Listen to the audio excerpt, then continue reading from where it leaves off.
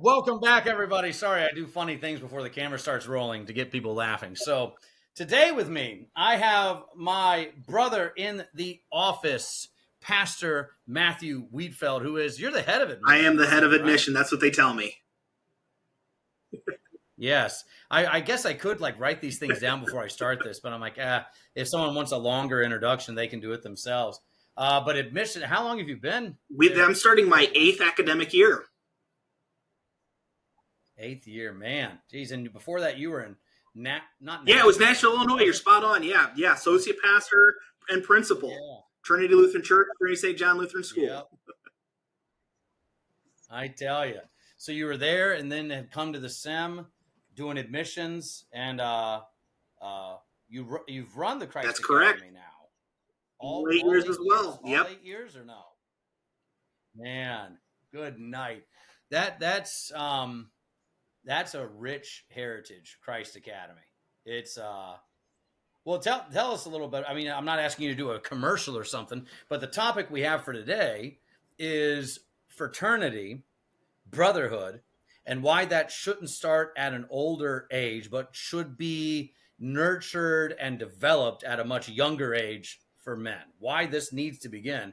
So we're going to talk about more than just Christ Academy, but can you explain Christ Academy to maybe? Absolutely. So Christ Academy is a youth vocational discernment program, which basically means we help young people consider possible service in the church as a professional church worker, but at least that they get good touches with good things, with the liturgy, with Scripture, with our Lutheran confessions, in order to then be able to walk alongside their professional church workers in their congregation and assist them. So we help young people consider those as possibilities. We have 4 programs. We've got a confirmation retreat that focuses on the catechism, a high school program, which is a 2-week-long program, which was the anchor program for the institution that when it started in 1999. We just celebrated our 25th anniversary in that. Both guys and girls can come to that for 2 separate programs, but doing really amazing things.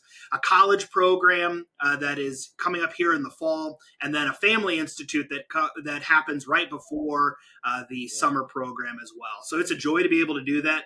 And I think this fits really well with the conversation today. It allows for young people to get together and to bond and to begin lifelong friendships at a younger age.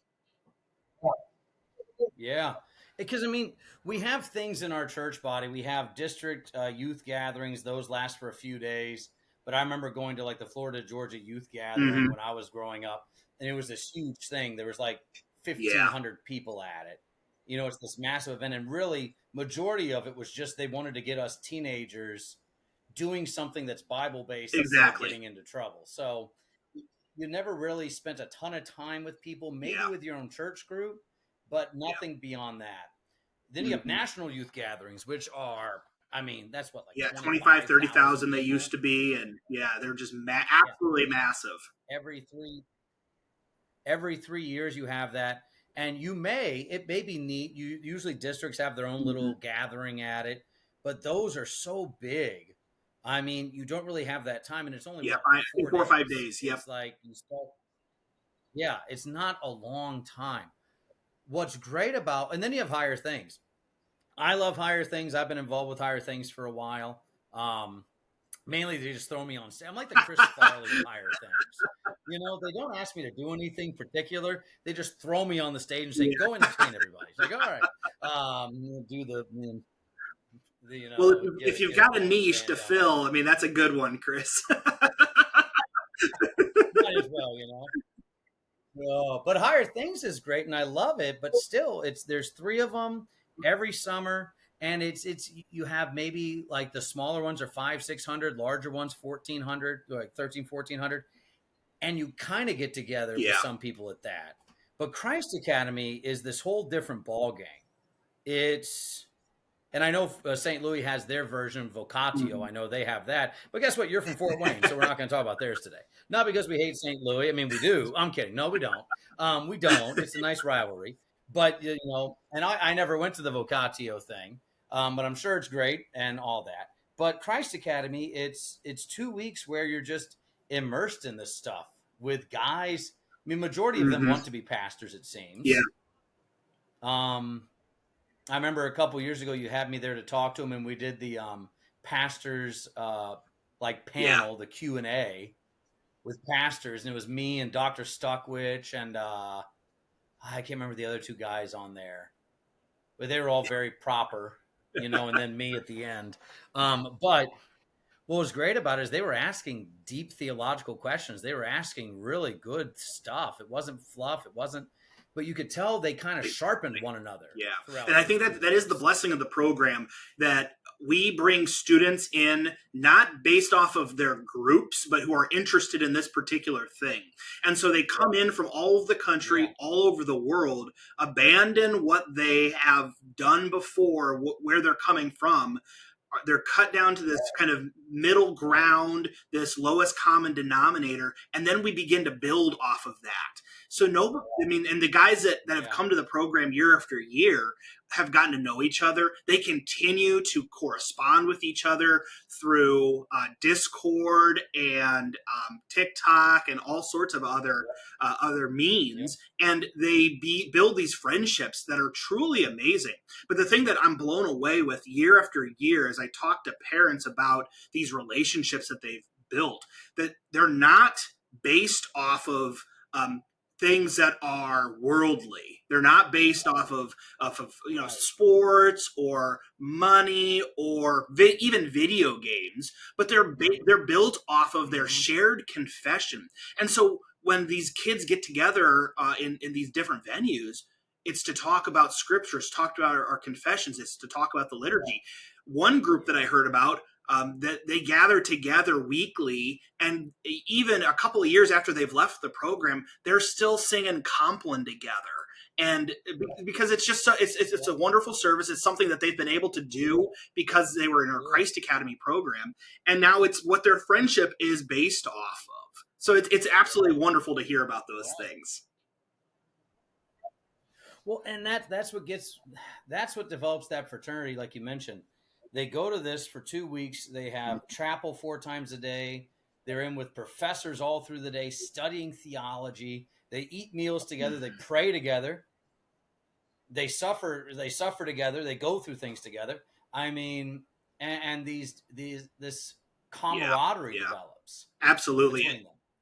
A real genuine, like I felt almost like I was at a frat party, not in a bad way, but in like a good way. I mean, if you know a frat, you mess with one guy, you mess Exactly, with all of them. exactly. And I think that the other thing within that, and I think it's been kind of a nice part of the program, but not something that we've intentionally done, but just because this is who the seminary is, it allows for our students to get together and treat men like men and actually require them to Mm-hmm. be men in this space as opposed to what the world Right. wants them to do. And like with our Phoebe school, our girls program, to treat women like women and want them to truly be what God intended women to be.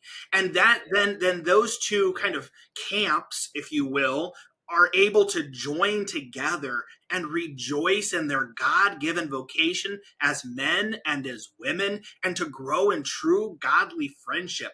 Because the world, when the world sees Yeah. guys together, either it's some sort of masculine mob or it's some sort of very Right. effeminate group that the world just completely distorts, or and women, that it's some sort of feminist mob, or it's this masculine group that has now taken over and wants to really be men but who are women. So our goal in the program is simply to Yeah. write the order and to show people who God intended them to actually be.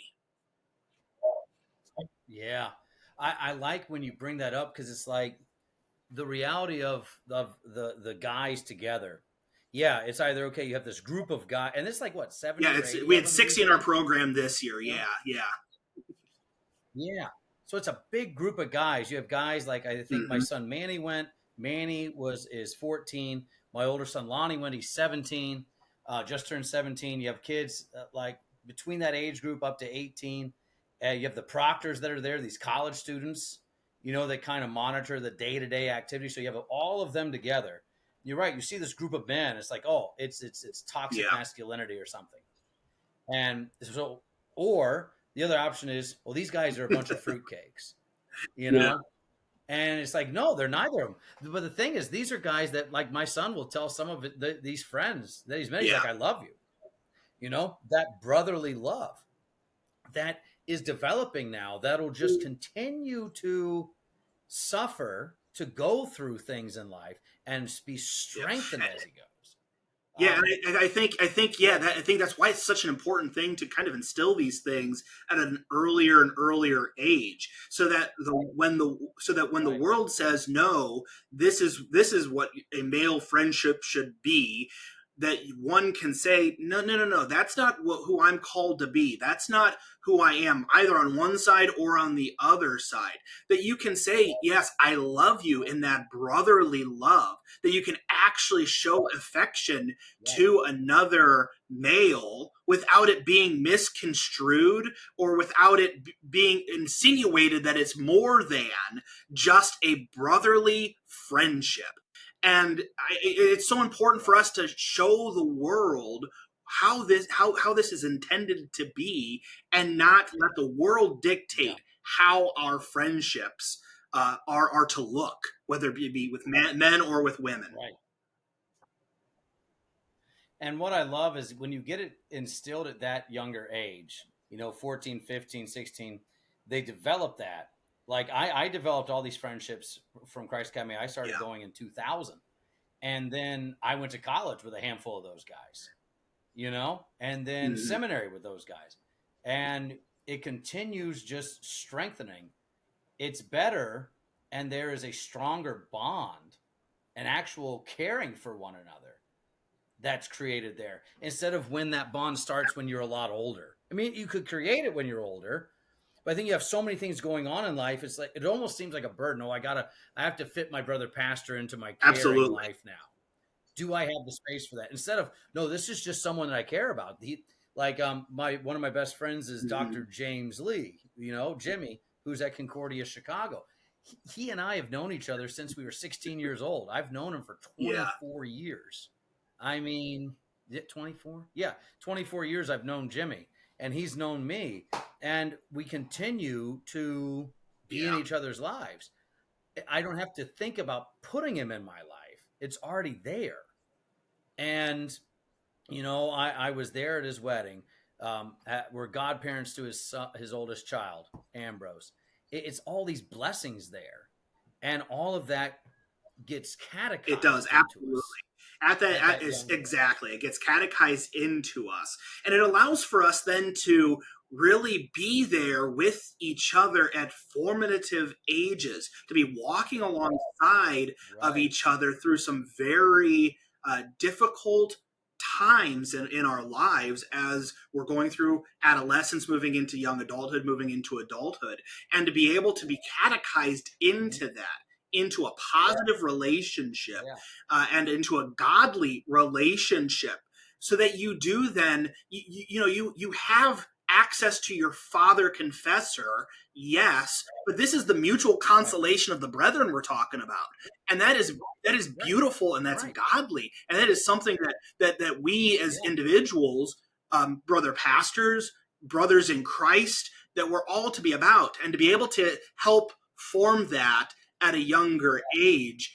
is Yeah. truly tremendous, and allows for this, Oh, as yeah. your experience, as my experience, to be able to have those friendships all the way through our ministry. I mean, my entire ministry, I have been able to count on you as a friend, to count on James as a friend, to count on the other guys who we went through college and seminary with together as brothers. Mm-hmm. First, through college and seminary, and now brothers in the ministry, and it's Yeah. it's it's truly a blessing. Yeah. Well, and that's the thing, is it's like we've almost, I'm glad you brought up the mutual conversation, consolation of the brethren. When we think of this, right? Luther mentions this in the Small Cult Articles, one of the Mm-hmm. means of the gospel, one of the five means. And a lot of people go straight to, well, this is about bearing each other's Yeah. burdens as the church, brothers and sisters, and it is, but that's not the primary thing. That Mm-hmm. is a secondary. The primary, mutual conversation, consolation of the brethren. This is about the office of the holy ministry. That this is brother pastors bearing the cross that you're placed into, I'm placed into, every man who is a pastor is placed into the Yep. one office. It's not that we all have little ministries. No, there's one ministry. You happen to serve in a specific capacity at the seminary in Fort Wayne. I happen to serve at a capacity at Emmanuel and the Student Center in Macomb. That's where we serve, but it's this It is. one office. And there's a lot of weight. And this is why I keep trying to tell people, pastors don't want your, oh, we feel for you, or, oh, it's really, I don't need that. What I need is a brother that smacks me on the back, sometimes smacks me in the face and says, hey, you're the reason the devil's nervous to get up this morning.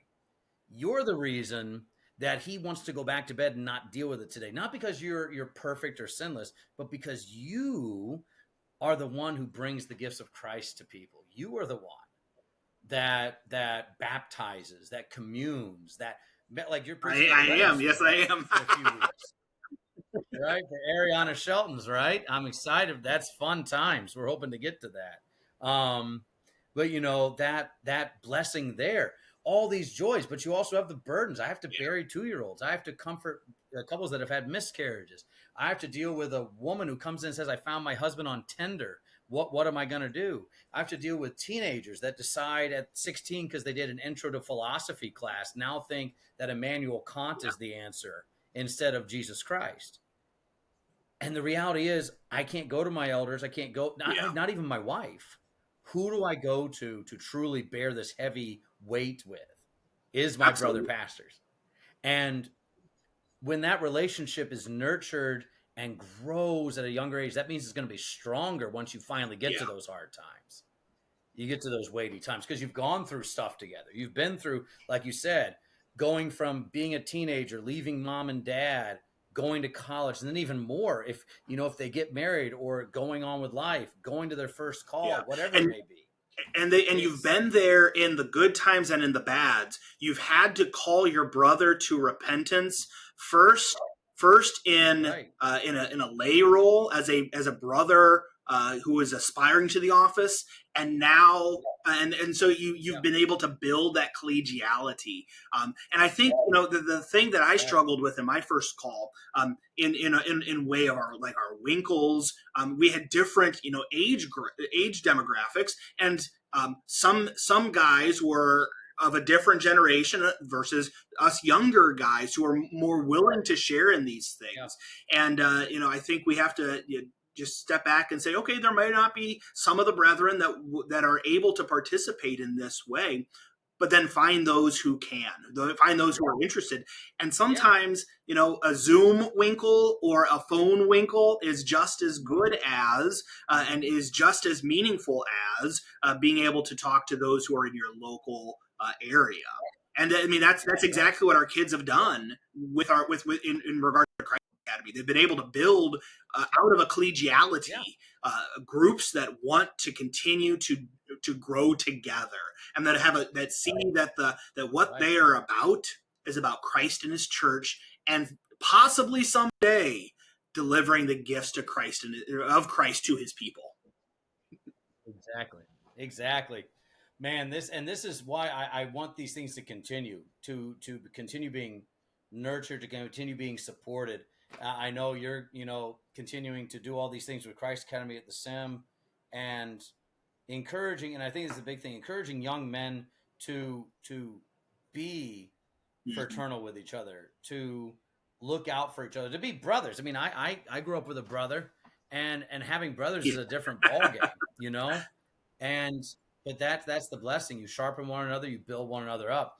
And my prayer is that things like Christ Academy can just continue to blossom and grow, because like you said, you have groups that meet. I do a Discord group every Friday night with a group of guys, and some gals join, but it's mainly guys who just want to study the Word. We walk through Walther's Long Gospel on Sunday nights. It's a blessing, and you just keep growing with it. So you can tell the difference. And it's not to be negative toward guys that didn't have this, but you can see the difference of guys that started getting together when they were younger and went through all of it, than a guy who just kind of came about it much later in life. There is a small difference, and it's not to be negative. It's just this is a serious office, a serious job. So let's make sure to equip pastors For as sure. best as we can. Yeah, and equipping So them. I mean, it's similar to. I liken it to the languages. Why I still encourage individuals to bear the burden, the cost of going to a Concordia, which right, they've been doing fantastic jobs in making it more cost effective, especially for church workers. But yeah, going to a Concordia, the thing that you're going to have above others coming in from non-Concordias is this: that you're going to be able to be formed in theology and and be able to use the languages as soon as you come to the seminary, yeah, either Fort Wayne or St. Louis. right. Oh yeah, So really, and you're going to be formed not just in the classroom, but you're going to be formed in the dorms. You're going to be formed in the dining hall, in the oh yeah, library, in those shared activities like music and sports and other things. You're going to be yeah, formed in all of these ways to be able to then go out yeah. and to come to seminary and then to go out after that and to serve Christ in his church. Right. I mean, that's where you get the connection. I mean, you were my RA my senior year. That was a That floor, was a man. hoot. That was a you had Jimmy on that floor. You had me on that We floor. did Who? You have Dave Solomon was on that Solomon, floor. You had Banker. Banker on that Yep, yep. floor. Anthony and Sam were both Banker was on my that roommate. floor. Maz was on the floor. That's right. Anthony and Sam. Maz was on that. That Man, was a floor. That was that a was floor. something, man. That I'm shocked you lived through it. I'm shocked you lived. But it was all that Earl Grey tea It that was all helps that you early, through. and Oh yep, man. But that's exactly what it was. oh man. Well, Oh, Brother Wietfeldt, thank you for being with me, man. This was fun times. And I guess how we can leave it is, when you see a young man who desires the office, encourage him, send him to Christ Academy, make sure you keep him connected with those other brothers that are his age, that it can just continue to grow and build. So, hey, then we have a ministry that genuinely does scare the tar out of the devil. And his demons just go running when he sees these pastors come through. Absolutely, Fun yeah. So if you times. got folks, send them our way. We'd love to chat with them about Christ Academy and encourage them towards considering service in Christ Church. It's fun times. Well, thank you, brother. And God bless everybody. We'll chat with you next time. Bye bye.